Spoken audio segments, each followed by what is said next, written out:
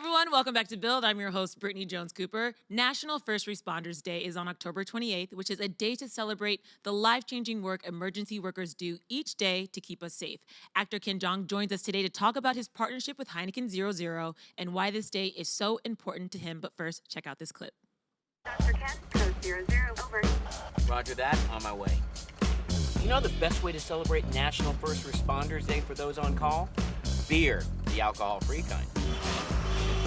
Happy First Responders Day! Oh, hey. Oh, sweet ride. Check out mine. The only problem, I have to be my own sirens.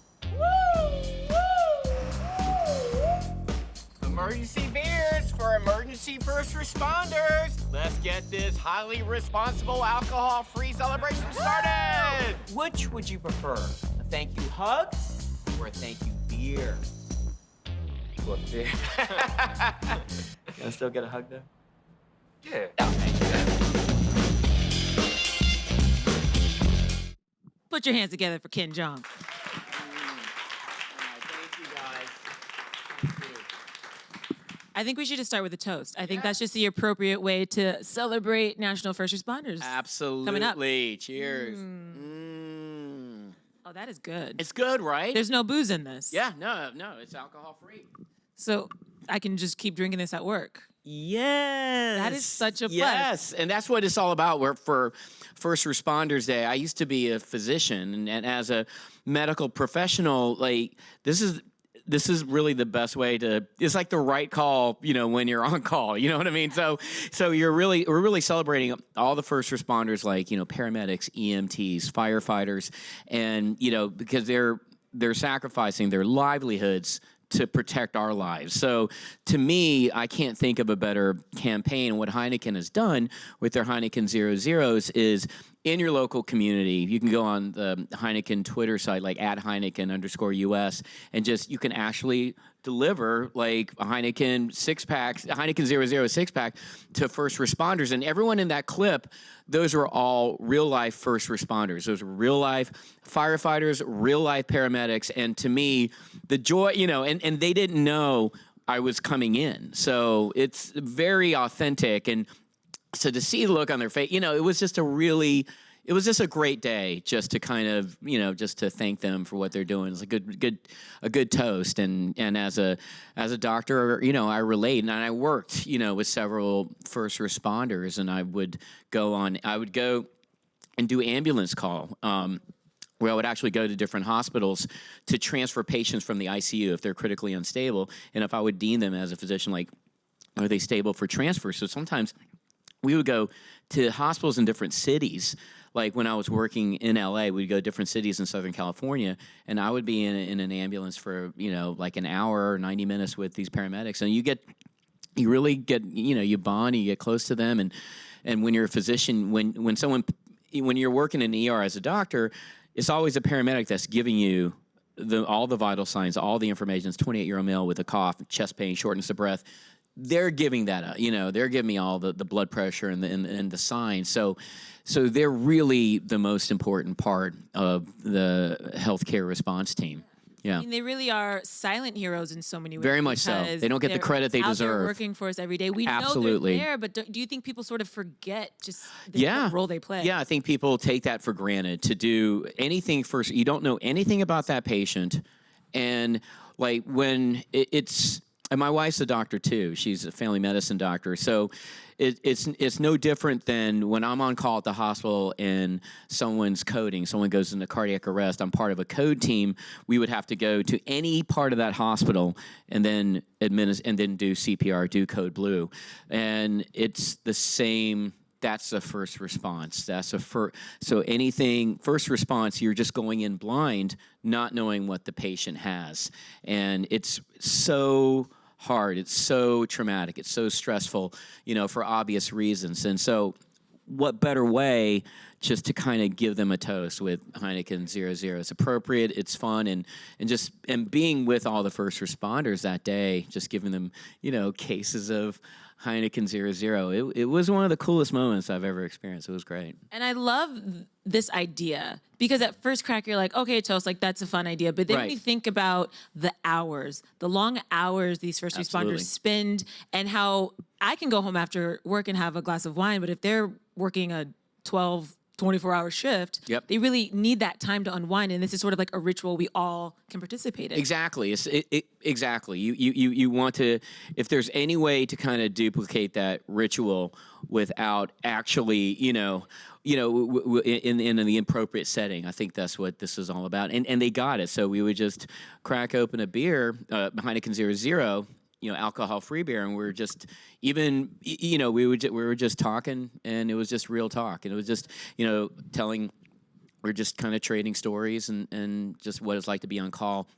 And even in my position as a physician, when you're on call like 24 hours and you're on the call room, you can't drink any alcohol in a call room in a hospital. So you're, what better thing to have than like a Heineken 0.0 on some downtime? Yeah, I mean, it's a legit cool thing, to be a part of. Not from a celebrity standpoint, but from a healthcare standpoint. Yeah. I'm going to be honest. I watch like a lot of Grey's Anatomy and Station 19, and they always go to that bar and have drinks, and I'm like, I don't know if that's good. I know you're not on duty, but like, right. Are you on call? Like, yeah, you're drunk and in your scrubs. It's like, and so again, I applaud Heineken for thinking like about the big picture. Yeah. So this is a more accurate big picture than kind of like starting a bar fight, in your scrub outfit with your surgeon's cap on.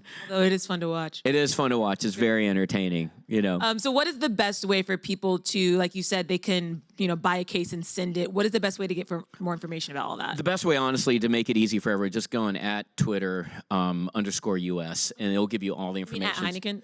At Twitter. Oh. No, I'm kidding. At Heineken _ So just testing everybody, and you all passed. Type in www.theinternet.theweb // It's at Heineken _US, and it'll give you all the available markets and information to send Heineken 0.0 to first responders in your area. I think that's so cool and so important. Thank you. I definitely intend to do that. I mean, it's such an easy way to say thank you for your dedication and service. Like, absolutely. Thank you so much. Yeah. Absolutely. And while I have you here, you are a man who wears many hats. Yes. You have so many jobs. And one of my favorite jobs of yours is The Masked Singer. Oh, thank you. Do you guys watch The Masked Singer? Oh, thank you. Are you guys as obsessed with this crazy show as I am?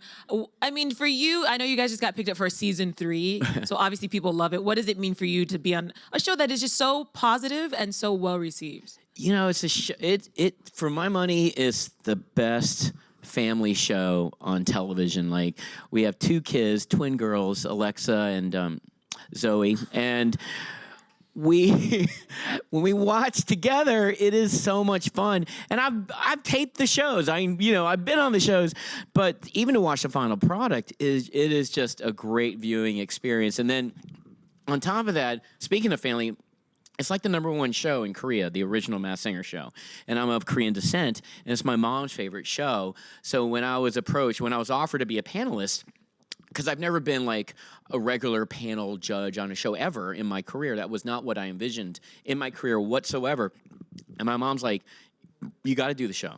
Just do the show. It'll be the best thing and she burped when she said it. And she said, you got to do the show. And she actually said, this will be so great for your career to do the show. Swear. And then little do we know, it's like the #1 show on TV. And so I did it for Mama. So it's kind of crazy. What better reason? Yeah, what better reason? Yeah. And I have to ask, this season I feel like they've really upped the ante. They all seem like professional singers to me. And you are very competitive. You're very serious about it. Like, I can tell you're really trying to think. So is it harder than it looks, though? It is harder. It's a lot like watching any competition show on TV. It's a lot easier to be kind of an armchair quarterback and go this to this, but like people don't realize when we're filming, you're not allowed to. We can't go online. We can't Google. We're prohibited for all these things. So you can't really almost like kind of community-wise come up with the right So we're like for season 1. We're in a vacuum, and then for the season 1 winner to be T-Pain was really like still my favorite moment because, given T-Pain's story and how a personal journey it was for him. So someone who is known for auto-tuning is singing a Sam Smith song like flawlessly. But to your point, season 2, like the talent pool is even deeper. It is bigger and better, and I tell you, the best episodes are yet to come. There is not a bad one in the bunch. It's really, really good. You're right. The stories are what get you because there's a lot of artists who are professional and very successful. And when they start sharing their clues, they're exposing all this insecurity and all this stage fright and all these things. And you're like, oh God, everybody's struggling, which again, just attracts you even more. There's a very weird relatability to why people do what they do on the show. And there is a universal conceit. There's a universal message, just some people are actually afraid to sing just like celebrities. They're just like us. I mean, they're afraid to be stigmatized if they're singing in public, and so there is a bit of anxiety, and so behind a mask, it's just a lot more liberating. And I actually did that myself in Korea to promote the U.S. Masked Singer. I went to Korea, top secret, last December, and just as a one-off, and I sang Radiohead "Creep," and in a golden pig mask, and no one knew it was me, and I'm just singing for real. And if you had seen my comedic cherubic face singing Radiohead, it would be very, very distracting, more distracting than a pig mask. So I've had a feeling. I know what it's like. It is very liberating to like sing and to do it earnestly. And people were, you're really just, it's a really cool thing. That sounds really freeing. It's very freeing. Yeah. It's so cool. Yeah. Before we go, we do have a question or two. Sure. Who has the first one? Yep. Hi, how are you doing? Fine. How are you doing? Good, thank you. My name is Adri Mora. I'm a stand-up comedian. So my question for you is that how do you handle telling like a racial stereotype jokes without offending your audience? Comedy is so subjective, and comedy is also evolutionary. So I've been doing comedy for, a long time. I'm 23, and I've been doing, and so as a fellow millennial, I think comedy is very, very subjective, and having performed comedy also, I've been in London for a little bit doing TV shows and movies there, and I've tried some stand-up comedy there, and I went to Australia to do stand-up comedy. I think there hasn't been a more better time to do stand-up because everyone has different audiences and fan bases, and also there's different types of comedy now, and I think it's evolved in a healthy way. My whole point is, to me, nothing changes. You still write what you feel, just express yourself, and to me, at its highest form, at its best, comedy is an art form that you're just trying to share a laugh with, and you're just trying to share your point of view. So it's never my only advice that I would ever give, because I still feel like I'm getting better and better. I'm a student of comedy, especially stand-up comedy. That's the hardest form of comedy to do, and I'm getting better and better myself at it. I never consider, stand-up comedy is so hard.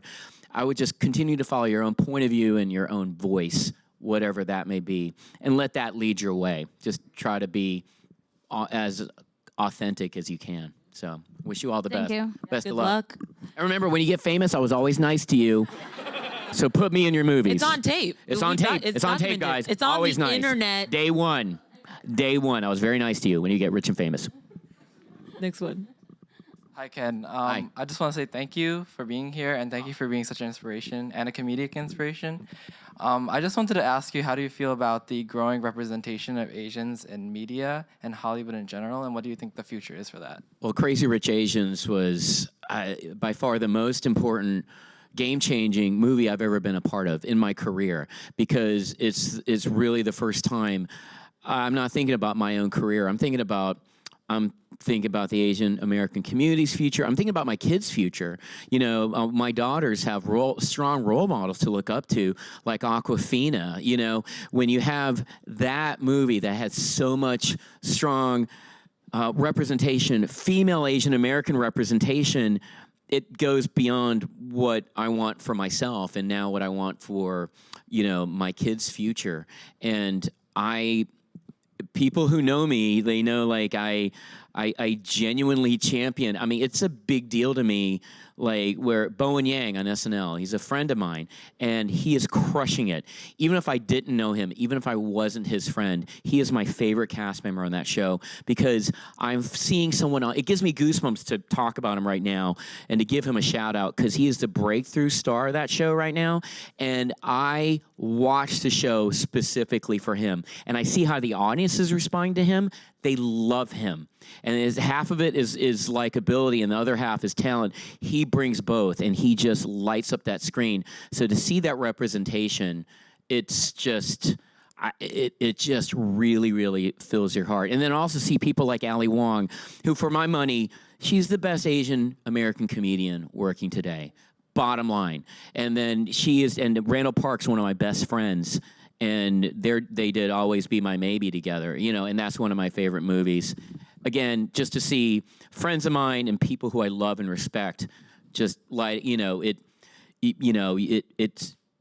very, very empowering, you know. And then also Hollywood will see that it's profitable, you know, and they will let us kind of have more nuanced characters on the screen, you know.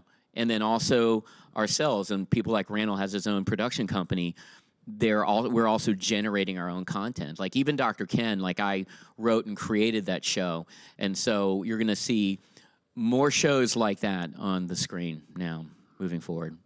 Thank you. And we have to keep watching and supporting them. Yeah, You know what I absolutely. mean? Absolutely. I think that it's also on all of us. Also, Bowen is. He's It's amazing. like watching a star being born. Right. It is so fantastic. Yeah, absolutely, and just the loveliest person. He's just a great guy and just a great comedic actor. Well, Ken, I could talk to you all day, No, but I'm going to let you likewise. go. I'm going to drink this Heineken.